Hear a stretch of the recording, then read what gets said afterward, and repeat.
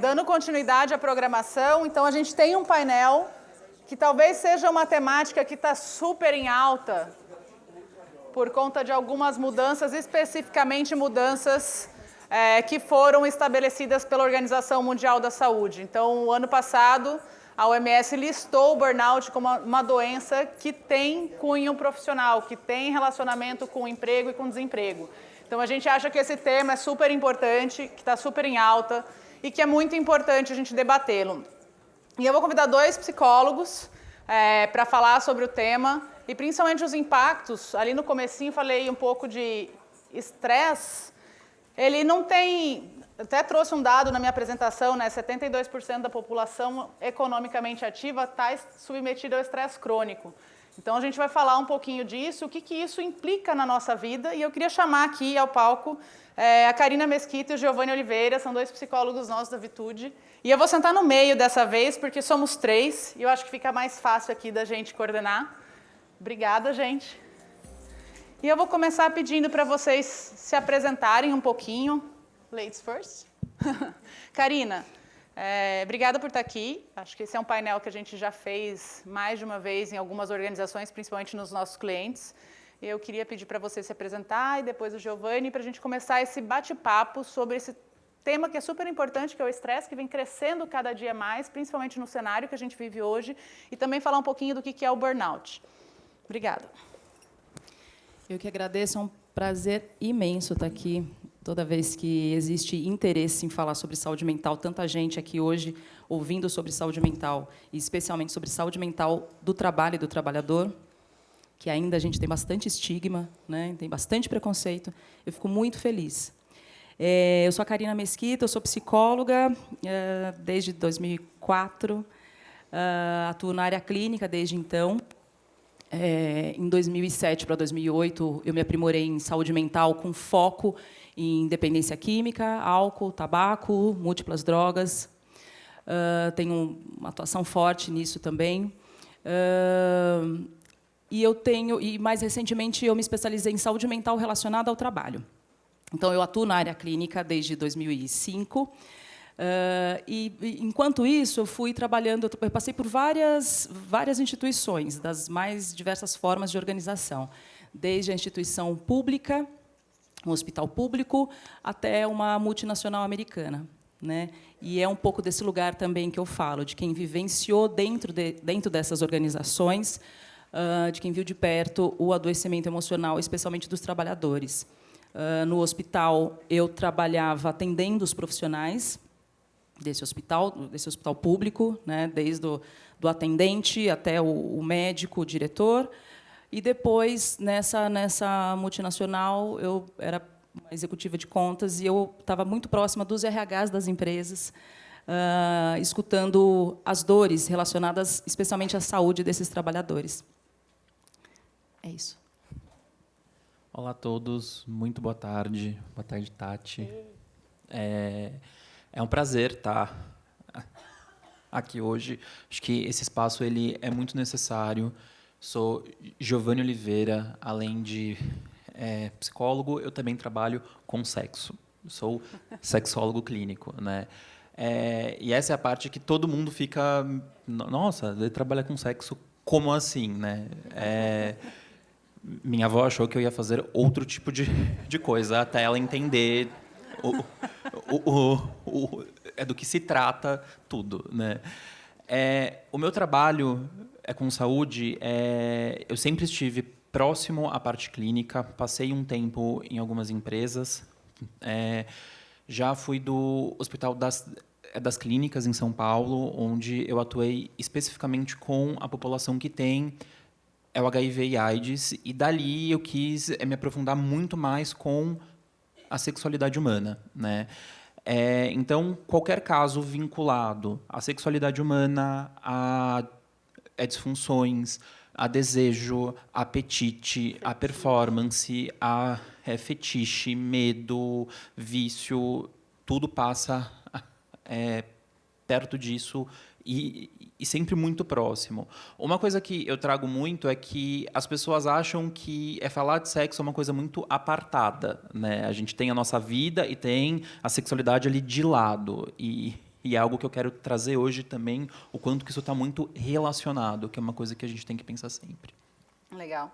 Bom, eu comecei ali na minha fala falando um pouquinho de história, mas eu trouxe um dado importante, que era o dado do ISMA, né, que ele fala de 72% da população economicamente ativa, nós somos população economicamente ativa, com sintoma de estresse crônico, 32% ou 30% com burnout. O que é esse raio desse estresse crônico, né? O que a gente entende por estresse? E principalmente como que eu sei, né? Eu, leigo, sei que eu estou de fato submetido ao estresse ou que eu estou vivendo os sintomas do estresse? Então, primeiro a gente precisa retomar o que é o estresse, né? O estresse ele é uma reação do nosso organismo, uma tentativa de se adaptar a uma situação. O estresse, as manifestações de estresse, elas estão presentes na humanidade, né? Ela faz parte do ser humano desde a pré-história. Então, o homem das cavernas, quando ele encontrava um leão faminto lá na pré-história, ele imediatamente entrava, ligava ali a função estresse. E ele tinha que pensar rápido se ele ia enfrentar esse leão ou se ele ia fugir desse leão. E aí, a partir dessa decisão, desse pensamento rápido, né, luta ou fuga, todo o corpo dele vai trabalhar em função dessa decisão, se ele vai lutar com aquele leão ou se ele vai fugir. O que acontece quando a gente traz para a atualidade, inclusive tem uma fala muito comum, né, no senso comum a gente escuta falar, estou matando um leão por dia. E o que a gente escuta ali no consultório, né, muitas vezes, a interpretação que eu faço de muitas falas, né, de pessoas que chegam adoecidas, é de que ela está enfrentando um leão de manhã, uma tarde e uma noite.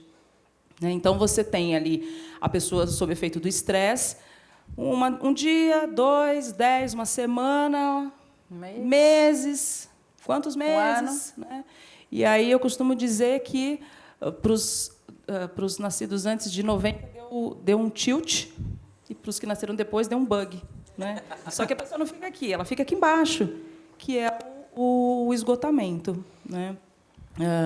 E aí o estresse, quando dá esse tilt, quando dá esse bug, a pessoa vai ter manifestações de adoecimento relacionados ao estresse. Né? Então, você tem manifestações físicas, dores, em geral, cabeça, do estômago, que os médicos dizem que o estômago não dói, mas as pessoas que sofrem com isso são capazes de afirmar que o estômago dói, sim, dores nas articulações, você tem problemas gastrointestinais, você tem problemas relacionados ao sono, você tem as dermatites, aí você vai ter questões relacionadas à cognição, à dificuldade de concentração, aí você tem as questões emocionais, então a pessoa vai manifestar sintomas de depressão, sintomas de ansiedade, uma maior irritabilidade, instabilidade de humor. Então, quando a pessoa começa a perceber que ela está tendo esse tipo de manifestação, a gente pode dizer que ela está experimentando o lado negro do estresse. Ela saiu daquela condição natural de estresse e ela foi para uma condição de adoecimento para o estresse. Legal. Antes de eu passar para o Giovanni, vamos testar se a gente tem 70% aqui. Esses sintomas físicos que a Karina listou, quem já sentiu algum deles? Tem mais 70 aqui, né? Uau! Eu, gastrite, tem pelo menos uma década. Mais alguém? A gente está o tempo inteiro submetido a estresse, gente. O problema é que a gente não cuida ou não faz o gerenciamento adequado. Eu acho que isso é super importante de olhar. Giovanni, tem uma coisa engraçada, né? Quando a gente estava montando esse painel, eu lembro que eu fiz o convite para você vir, você falou, Tati, tem certeza que esse é o painel correto, que você quer que eu participe? Porque ele olhou ali, estresse e burnout. Ele falou assim, no meu caso tinha que ser sexualidade, transgêneros, alguma coisa nessa linha, saúde sexual. E eu falei, não, eu quero você nesse painel por conta de uma coisa que a gente tem visto na Vitude, e é de fato meio tricky, mas é uma coisa que eu queria provocar em vocês também. No último ano, 2019, a gente observou alguns movimentos, a gente olha muito tecnologia, olha muito tendência, Google Trends, e a palavra sexólogo online foi 11 vezes mais buscado no Google do que a palavra psicólogo online. Então, uma tem 9 mil e alguma coisa, a outra tem 110 mil buscas por mês. E passou a ser muito comum nos nossos canais de suporte, até em pedido de ajuda, relatos de mulheres e de homens, mas muito mais presentes de homens, de insatisfação com o ambiente sexual, com a vida sexual e mencionando a correlação com o trabalho. Então, a gente chegou a ouvir casos de pessoas que mencionam, tipo, sonhar com o chefe na hora do ato sexual. Eu queria que você falasse um pouquinho dessa correlação do estresse do dia a dia, do ambiente de trabalho, com o lado do desempenho, da sexualidade, desempenho sexual mesmo. Gente, é choque mesmo, porque a gente fica assustado, mas é verdade. Essa história do chefe é real, tá? A real aconteceu em consultório mesmo, e ao menos que você tenha algum tipo de afeto, vínculo, pelo seu chefe, ele não devia estar ali naquele momento. Eu queria pensar em um ponto. Primeiro, a Tati trouxe a palavra busca por uma pessoa que atenda de forma online, né? Hoje, pela plataforma, eu tenho pessoas que estão no interior de Roraima. Então, onde que essa pessoa vai encontrar um profissional especializado nisso e que lide com essa questão? A internet está aí para quebrar essas barreiras todas. É consenso, a gente sempre pensa nisso, que na nossa vida a gente tem pilares para tudo. Então, a gente tem as amizades, família, o trabalho, o relacionamento, e a gente vê como isso tudo se relaciona muito bem. Então, se eu não estou muito bem no meu trabalho, eu chamo um amigo, eu desabafo com ele. Se um lado não vai bem, a gente vê o impacto em outro. A sexualidade, a gente tem o hábito de ver como um pilar à parte, e ele não é. Esse pilar, ele sempre se comunica com isso tudo o tempo todo. Tá? Como que eu vejo isso na prática? A gente tem que pagar boleto, a gente tem que ler, a gente tem que ouvir um monte de coisa, a gente pega trânsito, a gente ainda tem que transar. Né? E dá trabalho. Né? Vamos combinar que não é a coisa mais fácil do mundo. Né? Uma coisa é fato que as pessoas esperam o tempo todo pelo prazer espontâneo. A combustão de chegar em casa, nossa, é hoje. A chance disso acontecer é muito baixa, porque a gente tem que investir energia na sexualidade constantemente. Quando você tem um ambiente estressante o dia inteiro, qual espaço você encontra para entrar em contato com o seu prazer? Essa é uma pergunta que tem que ficar na cabeça de todo mundo. Né? E se relacionar é mais difícil ainda porque tem outra pessoa. Então, não é só o meu prazer, é o meu prazer com o prazer do outro naquela relação. Se é o meu prazer... É o estresse do outro junto. E as pessoas dificilmente falam sobre sexo. Né? Até mesmo casais que estão há 2 anos, que estão há 15 anos juntos, passam por questões constantes e não conversam sobre. Não é que negam, é que não conversam mesmo. Né? Esse é um ambiente propício. Né? A partir daí, quando você acumula várias outras tarefas, as obrigações, às vezes o sexo também entra como uma obrigação. E isso é um caminho fadado para o desprazer e também para disfunções, porque aí o ambiente que era para ser mais tranquilo e prazeroso e de confiança, ele vira totalmente o inverso disso. E isso se manifesta das mais diversas formas, seja porque as contas apertam, seja porque o foco está muito mais na carreira, seja porque tem alguma coisa em casa que não está boa e não fala, isso aparece para o próprio sexo. Então, o estresse está nesse campo o tempo todo e a gente esquece de olhar para esse campo. Legal. Então, o que a gente está falando é que o estresse, seja a ansiedade, que também é uma grande causadora ali do aumento do estresse, ele tem impacto em todas as áreas da minha vida. Ele impacta ali a parte sintomática de uma doença de pele, a gastrite, doenças, dores, mas ela também impacta, inclusive, na parte sexual. Então, a gente precisa, de fato, olhar. E aí eu comecei ali, na hora que eu estava chamando vocês para o palco, falando do movimento da OMS. Né? A OMS listou burnout como uma doença causada pelo trabalho. A gente sabe, ele associa emprego e desemprego, mas hoje a gente já sabe que não é simplesmente ao ato de trabalhar, mas não só o trabalhar dentro de uma determinada organização, mas até o trabalhar dentro de casa também tem impacto e pode causar burnout. E eu queria que você falasse pra gente, Karina, o que é o burnout, né? Porque é um tema novo, a gente ouve todo mundo falando, fulano teve burnout, fulano afastou por burnout, mas o que é o burnout, né? O que significa? E se é que é possível a gente prevenir para não chegar no ponto nem de esgotamento e nem de afetar todas as áreas da minha vida, de eu ficar doente, de eu ter uma dificuldade de me relacionar. Como é que eu lido com isso? Então, interessante é que o esgotamento, na verdade, ele já estava previsto no CID, né, que é o Código Internacional de Doenças, acho que desde 99, se eu não me engano. Só que só médicos muito corajosos, né, davam atestados lá com o Z73, se eu não me engano, que era do esgotamento. E ainda assim ele estava lá, mas ele não estava especificado. Esgotamento. Ele estava dentro de uma ala lá que é de problemas relacionados acho que à vida cotidiana, alguma coisa assim.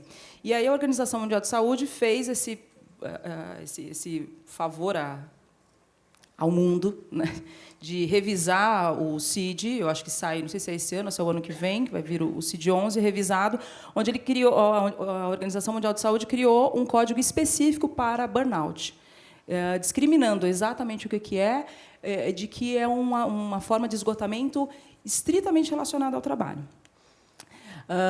Como a gente estava falando agora há pouco do estresse, onde você vai ter uma reação aguda, né, o seu organismo todo vai trabalhar de forma aguda. Quando você tem um quadro de burnout, essa pessoa vai manifestar de forma crônica aqueles sintomas do estresse. Só que numa condição que, muitas vezes, essa pessoa já não está mais sob efeito de situações de estresse.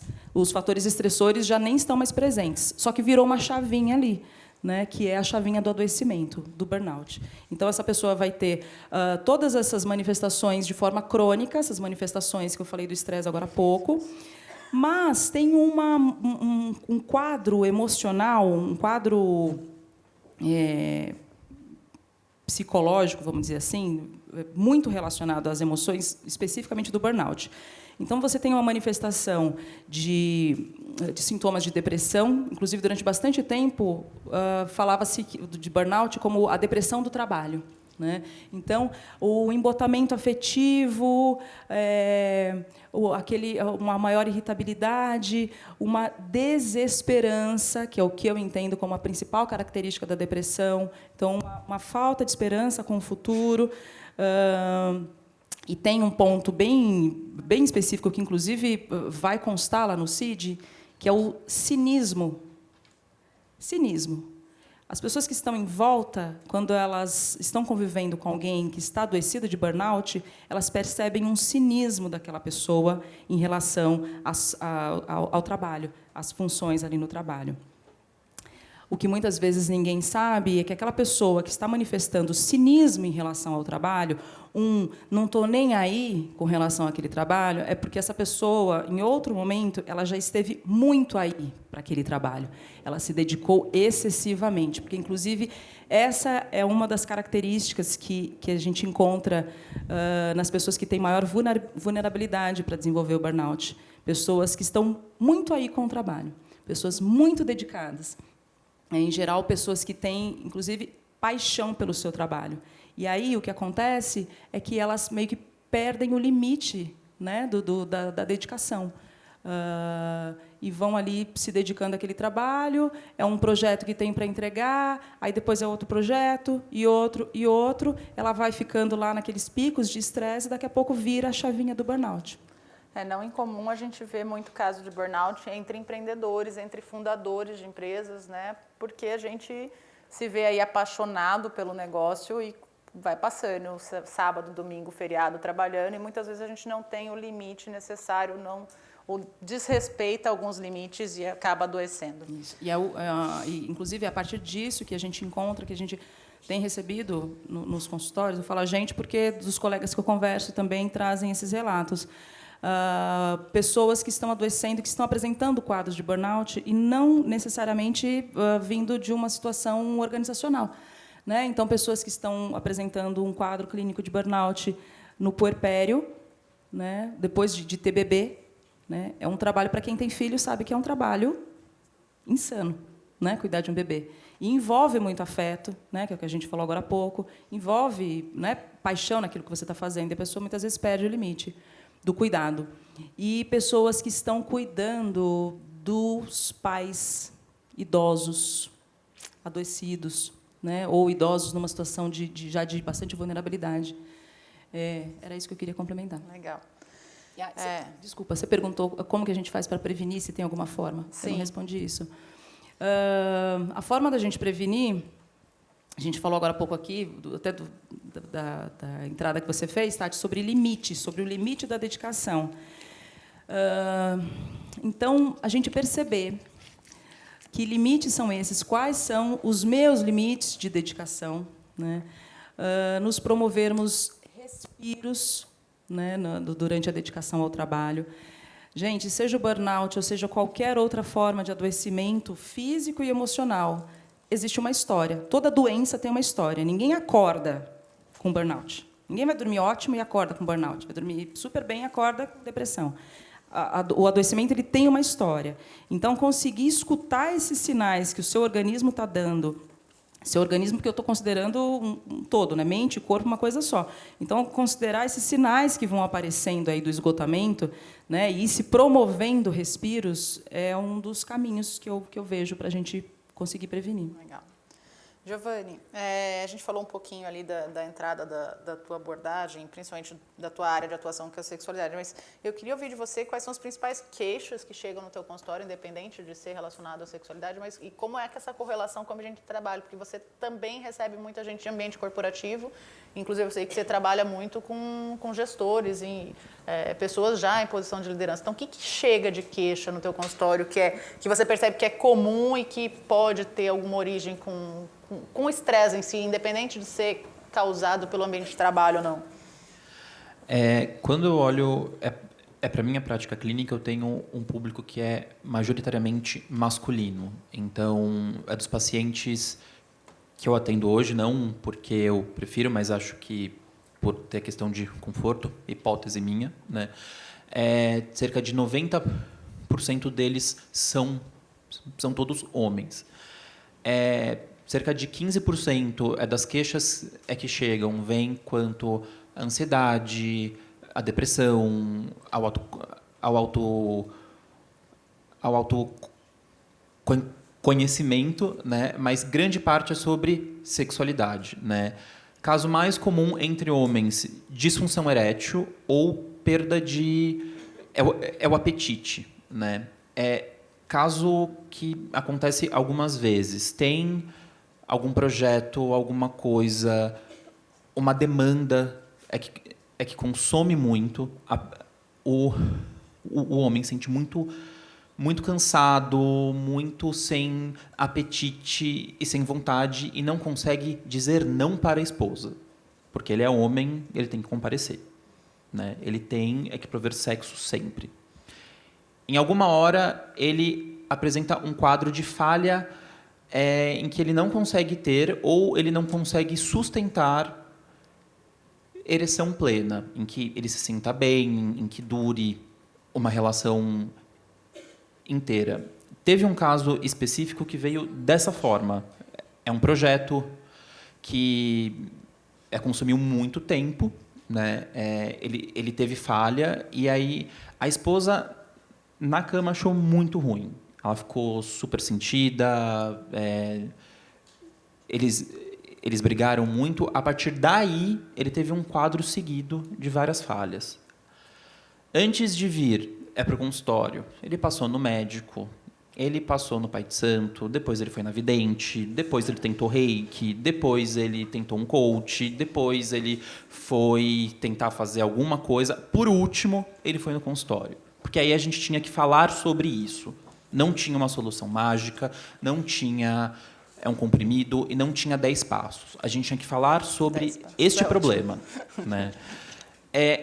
Duas coisas estavam muito claras neste caso. A primeira é a questão de executar uma tarefa. a questão de prover algum tipo de prazer também. E esse é um ponto que eu pego com todos os homens. Eu sempre trago uma questão que é: o que te dá prazer? Você consegue dizer o que te dá prazer? Resposta clássica: o meu prazer é ver o prazer dela. Tá, isso eu chamo de prazer empático, que é quando você está ali com outra pessoa, você vê que ela curte, ela também, e isso te gera mais tesão, né? Outra coisa é o que você realmente gosta. E poucos homens conseguem pensar nisso porque são educados a pensar em parte pélvica. Então, eu tenho que ter um pênis duro o tempo todo. Então, tenho que fazer várias vezes porque isso é que vai dar satisfação. Aí, quando eu pergunto, mas o que a sua esposa gosta? Também não sabe dizer, né? Então, que performance é essa? Por que tem que prover o tempo todo? Essa foi uma parte. Outra parte foi o acolhimento que teve dentro desse casal. Então, como que o casal junto abordou essa questão? Sempre quando qualquer casal tem algum tipo de disfunção, eu sempre olho, a disfunção é do casal. Não tem como você isolar uma pessoa e dizer, vai lá e trata disso. Muito tem a ver também com relação entre os dois. Mas não só entre os dois, mas dele com o meio dele. Constantemente ele se sentia com uma pressão absurda em vários temas, em várias frentes. Alguns casos, essa pressão ela era real, em outros não, vinha dele. Ele se cobrava por um grande excesso. Isso gera um estresse absurdo, isso gera uma cobrança muito grande e, especialmente, ansiedade. Aquela história do não posso falhar é a receita para que falhe, né? A cabeça, para o sexo, ela tem que ser auxiliar. Então, ela pensa em fantasias, em desejos, em posições, no que você quer fazer com aquela pessoa. Se você gostaria que tivessem outras pessoas ali, por que não? A cabeça é para ajudar nisso, mas quem manda é o corpo. Então, também pensar o quanto de sensibilidade de corpo que tem aí, porque estresse também dessensibiliza a parte do prazer. Então, quanto do corpo, especialmente homens também, conhecem além da parte pélvica. É uma coisa a se pensar. Legal. Eu queria fazer uma pergunta para vocês, e aí, para a gente deixar talvez mais dinâmico, queria deixar, todas as vezes que a gente abriu para pergunta, faltou gente para perguntar. Vocês dois são psicólogos clínicos, e eu sei que os dois fazem terapia, que é muito comum. Às vezes as pessoas perguntam, nossa, mas psicólogo faz terapia? A gente sempre explica que faz, não só terapia, como supervisão clínica. Mas eu queria que vocês explicassem do ponto de vista de vocês, como é que a terapia ajuda na vida de vocês, pessoal, e como que ajuda do paciente de vocês, como é que o processo de terapia ajuda nesse manejo do estresse, por exemplo, e no manejo de uma vida saudável, seja ela sem os sintomas que a gente trouxe aqui, seja também para equilibrar um pilar de vida importante que a gente está falando aqui também. Psicólogos, por favor, façam terapia.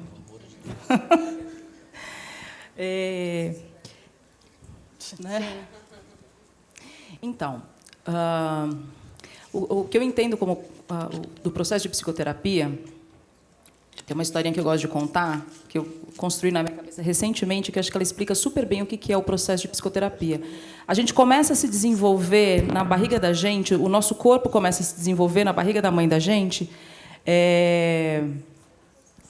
e ele termina de se desenvolver ali na primeira infância, né? Depois que a gente nasce. Vários órgãos terminam de se amadurecer depois que a gente nasce, ali, principalmente durante a primeira infância. E o nosso eu também, a nossa psique, né? A nossa estrutura emocional também. Ela começa a se estabelecer ali dentro da barriga da mãe e ela termina de se desenvolver ali naqueles primeiros anos de vida. E aí, você vai, dentro desse desenvolvimento, você vai ter uma estrutura X, Y, Z, você vai ter marcas, né? E a partir e essas marcas, eu acredito que é o que nos constitui, é o que nos faz hoje andar para cá ou andar para lá, né? E, em determinado momento da vida, devido a questões ali ambientais, você vai ter manifestações dessas marcas em forma de sofrimento, né? E a psicoterapia, eu entendo que ela é essa revisitação dessa história, né? O entendimento de como que essas marcas se deram, como que essas marcas se constituíram. E, a partir disso, a partir do momento que eu entendo como que essas marcas se constituíram, como que esses sintomas que eu estou apresentando agora, que estão me gerando sofrimento, como é que eles se estabeleceram, a partir do momento que eu compreendo isso, eu sei lidar de forma diferente com esses sintomas, eu sei fazer escolhas diferentes na minha vida, apesar dessas marcas, porque eu não vou mudar essa história, né? Eu posso compreender essa história, mas eu não vou mudar essa história, então eu faço escolhas mais livres, né, a partir do entendimento dessas marcas. Tem uma coisa que eu falo para todo paciente que vai no consultório. Eu brinco que ir para terapia é mais ou menos como limpar um porão ou sótão. Não sei quem já passou por isso. O pé direito não é tão alto, às vezes não tem muita luz, tem um monte de caixa e a gente vai abrindo essas caixas todas. Quando a gente abre essas caixas, tem coisa que você nem lembrava que estava ali. Tem coisa que você junta em 2 caixas, tem coisa que você até joga fora, tem coisa que não dá para jogar fora, por mais que você queira. Tem coisa que era tão boa e que estava lá no fundo que você nem lembrava, né? Só que, ao mesmo tempo, vem chegando caixa o tempo todo, né? O ponto é em qual ritmo a gente entra, né? Em que ponto a gente entra e aonde a gente põe esses focos de luz. Não adianta a gente pegar um monte de coisa, jogar no assim, colo e a pessoa não ter estrutura para lidar com isso. É muito importante pensar nisso. Tem um mito de que psicólogo dá conta de tudo, tem todas as receitas mágicas, e não é bem assim que funciona, não, né? Eu consigo lembrar de momentos cruciais da minha vida mesmo, em que foi fundamental ter o meu psicólogo ali pronto, quando eu decidi ficar totalmente em área clínica. Antes eu trabalhava no SUS também. Dar esse passo não foi nada fácil, né? Ou até mesmo situação de luto, um luto grande que a minha família passou, e se não fosse esse processo, não sei como eu ia ter passado por isso também.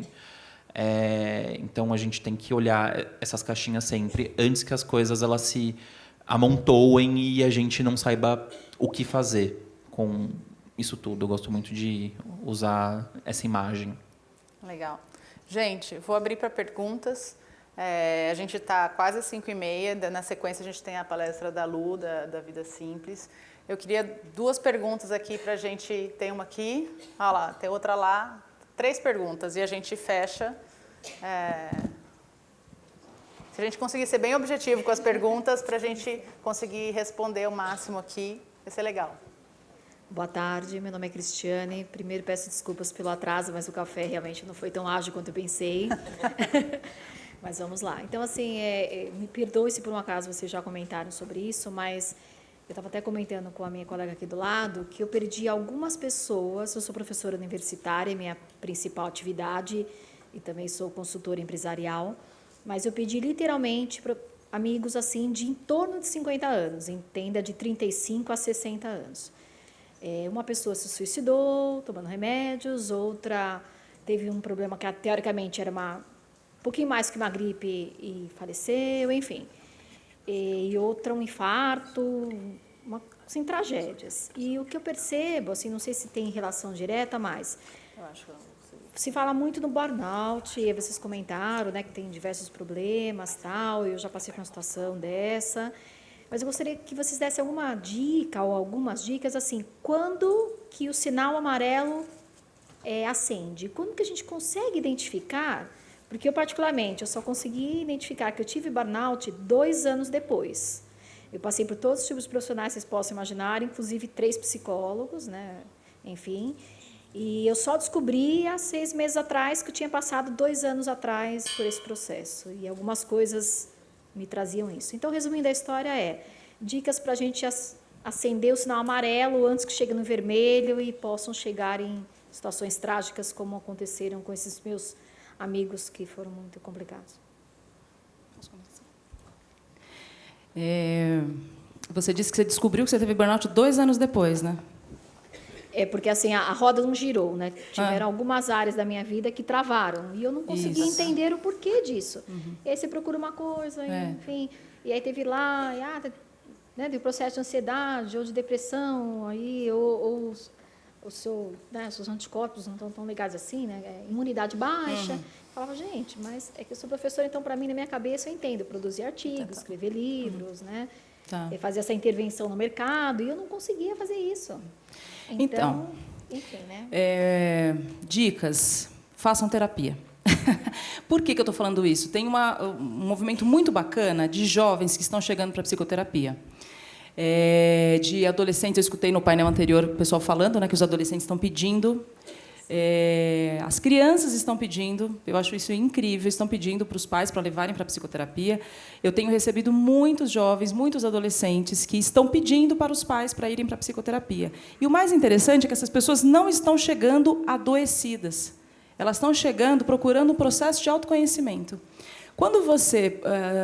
a psicoterapia é o processo de autoconhecimento mais eficiente que a ciência pode oferecer, né? Você tem outros que o Giovanni falou aqui na brincadeira do paciente dele, e que podem promover, sim, mas a psicoterapia é esse caminho. Quando você faz a psicoterapia, quando você se conhece, você consegue entender os seus limites, você consegue entender, quando a gente está falando especificamente do adoecimento do trabalho, você consegue entender se aquela situação que você está passando, se ela é da sua profissão, no caso, por exemplo, do bombeiro, do policial, do neurocirurgião, que fica ali sobre alta tensão o tempo todo, se aquele estresse que está ali você está tendo muito acesso àquela situação de estresse, se ela é da empresa, da cultura, que é o que eles estavam falando num outro painel aqui, se ela é do setor, se é de uma relação não legal com a chefia ou com os colegas de trabalho,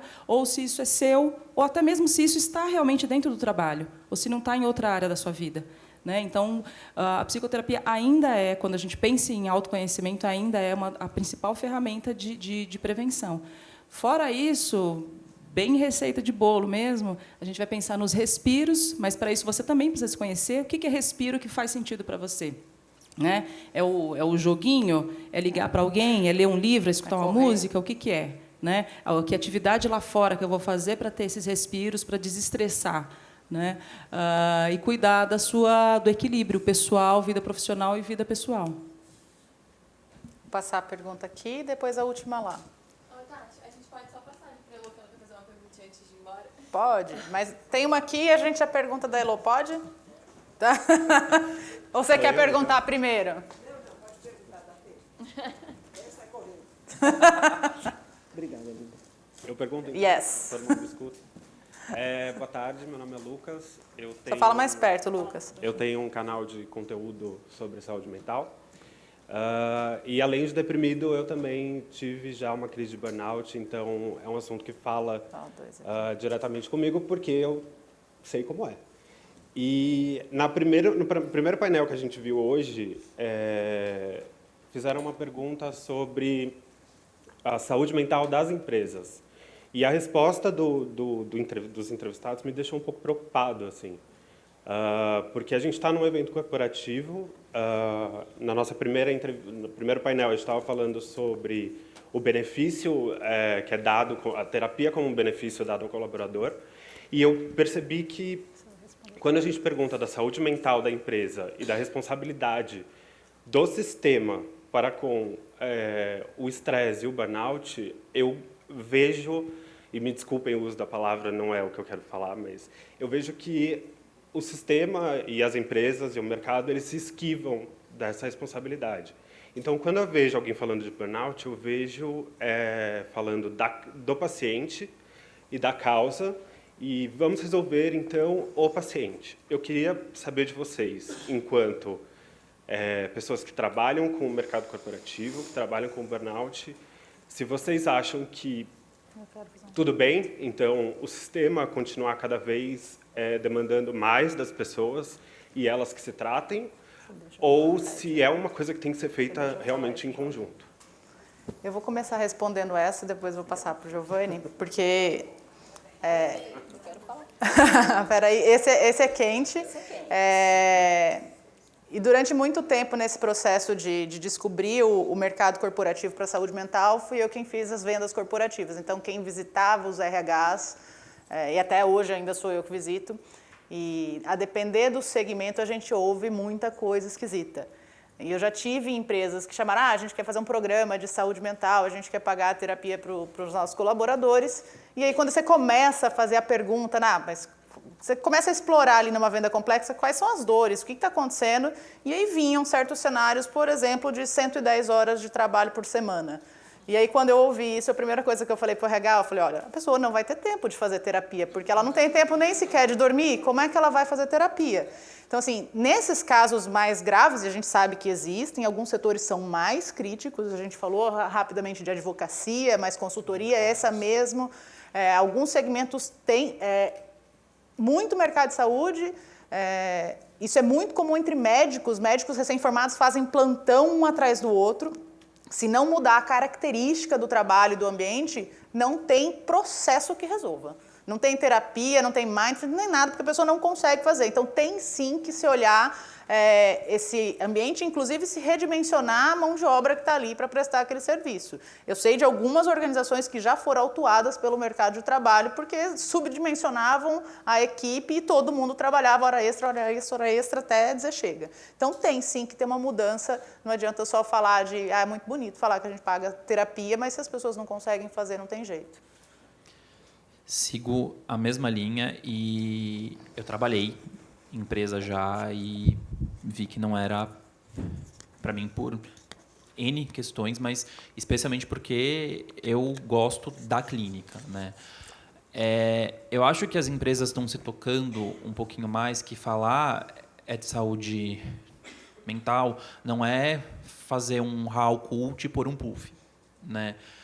E por muito tempo eu via que era isso que acontecia. A empresa em que eu trabalhava antes era uma grande multinacional e que o feel good era ter um espaço para você ter música, massagem, mas que não dava tempo, né?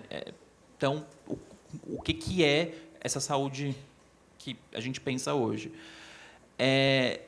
E acho que tem alguns temas que estão sendo utilizados de formas equivocadas. Então, quando a gente fala sobre inteligência emocional, sobre sair da zona de conforto, resiliência é uma palavra ótima, que eu acho que está sendo super mal utilizada, que às vezes tome porrada, sorria e agradeça, porque isso vai te fazer crescer. Espera um pouquinho, né? Então, não, eu não acho que fique tudo na conta de quem está ali. Tanto que algumas empresas hoje sofrem perdas de turnover. É um indicador que está aí e que tem que ser visto, né? E de alguns outros profissionais que se integram de novo, voltam a ter uma estrutura mental que partem para uma próxima. Mas, de fato, acho que tem que ter uma mudança clara. Às vezes, na clínica, a gente fica um pouco mais engessado quanto a isso, mas eu acho que a lógica ela tem que mudar. Não é só o puff descolado e um dia uma palestra que você grita e pula que vai ser uma solução para as coisas. Vou tentar ser breve. Ficaria até amanhã aqui falando disso. Que a gente está... O que a gente ainda vê é que as empresas elas estão olhando, quando elas olham para o problema, ainda é o funcionário. O funcionário está vulnerável, ele que adoeceu, o problema está com ele. E ela ainda não está conseguindo olhar para dentro, como você mesmo colocou. Ela não está conseguindo olhar para si. Quais são os meus problemas de comunicação, de liderança, de problemas de organização do trabalho, todos esses fatores de estresse e de adoecimento. E aí o que acontece? Quando ela fala que o problema está no funcionário, está no trabalhador. Só que na hora que ela vai oferecer uma solução, ela também oferece uma solução engessada, uma solução geral para todo mundo, sem olhar para a especificidade. né? Por isso que, quando você oferece um programa de psicoterapia, você está indo para a especificidade, né? Você está oferecendo uma solução individual para cada um, porque cada um vai ter um fator de adoecimento, vai ter um ponto de vulnerabilidade para adoecer. Mas o principal que eu quero dizer é que eu tenho esperança, porque os números do presenteísmo estão começando a bater no bolso das empresas. Tá? O presenteísmo é quando as pessoas estão adoecidas e elas permanecem no local de trabalho. Elas não procuram tratamento, não procuram ajuda, não procuram se cuidar. Não procuram tratamento e continuam adoecidas trabalhando. Tá? Essas pessoas se tornam improdutivas. Tá? E os números estão chegando agora, números confiáveis, né, de instituições de confiança estão chegando aqui, e os números são alarmantes. Então, eu oriento para todas as empresas, gestores, lideranças, procurem se informar sobre o número do presenteísmo. Então, infelizmente, na hora que bater no bolso, as empresas vão começar a acordar que cuidar do seu trabalhador faz todo sentido. Né? É ela que vai ganhar com isso. Elô? Dá para ouvir? Pode chegar perto. Aqui? Isso. Tá bom. Na verdade, não é uma pergunta. É quase que assim, a minha visão do que é psicoterapia, e eu acabo dando... Bom, meu nome é Heloísa Caiubi, psicóloga da Vitude, como vocês veem. A história toda é a seguinte: aconteceu uma coisa comigo há muitos anos atrás que, para mim, define exatamente o que significa psicoterapia para mim, e é uma historinha meio boba, mas muito ilustrativa. Quando eu estava estudando o meu mestrado, eu fui para a casa de uma amiga que ficava numa praia perto de São Paulo. Eu estava sozinha lá, porque eu queria estudar, e um dia faltou luz. E havia uma história naquela casa que tinha sido mal assombrada, aquelas bobagens que assim, o pessoal caiçara falava por ali, mas tinha essa fama que não me preocupava nem um pouco, só que faltou luz. Eu acendi uma vela, pus no quarto, depois apaguei para dormir e comecei a ouvir um barulho no teto. Era assim, ó, pam, pam, pam, pam, pam, pom, pam, pam, pam, pam, pam, pom. E eu fiquei apavorada, eu falei, gente, é fantasma. O que é isso? Não, Heloísa, seja racional, pelo amor de Deus, você é psicóloga. Caramba, aquelas coisas, e pam, pam, pam, pam, pom. Para encurtar a história, porque senão ela fica muito longa, eu criei coragem, fora que ventava também, a vela bruxuleava, é isso que a vela faz, bom. Então foi uma coisa medonha. Eu perdi a paciência, falei, não dá para ficar até, eu olhei no relógio, era 1h da manhã, eu falei, até amanhecer vai ser mais 5, 6 horas, e eu vou ficar nesse pânico total por causa desse dragão, fantasma, demônio que está lá no meu sótão. Né? Então, eu criei coragem, peguei uma lanterna, aqueles flashlight de acampamento forte, subi no teto pelo sapão e pá! Mas assim, eu fechei o olho e pum, pus a luz e abri o olho. Sabe o que era? Um gambá. Era um gambazinho filhote que estava brincando no forro. Ele corria, como o forro era de madeira, ele corria, escorregava, então era pá, pá, pá, pá, pum, e batia na outra parede. Quando eu botei a luz na cara dele, ele olhou para mim, aquele olhinho preto lindinho. Eu falei, meu querido, era só isso. Então, para mim, psicoterapia é um pouco isso. No momento que você joga a luz no teu sótão, nas tuas coisas que te apavoram e você tem coragem de enfrentá-las, você percebe, na maior parte das vezes, que elas são muito menores do que o tamanho que você supunha que elas tivessem. Então, gente, façam psicoterapia. Beijo. Gente, eu queria agradecer Karina, Giovanni, queria agradecer vocês. Eu vou encerrar esse painel e a gente já está com o tempo, um entre outro, muito apertadinho. Eu vou chamar já a Lu para ela vir para cá e se posicionar. A gente vai ter uma fala, a Luciana, ela vai se apresentar, ela é CEO da revista Vida Simples, ela vai contar um pouquinho de história. E depois da Lu, a gente vem com o último painel, que eu vou bater um papo com o Romero Rodrigues, que fundou o Buscapé e hoje é sócio da Redpoint, e Manuel Lemos, para eles contarem por que eles fazem terapia já há uns mais de 10 anos. Obrigada, gente.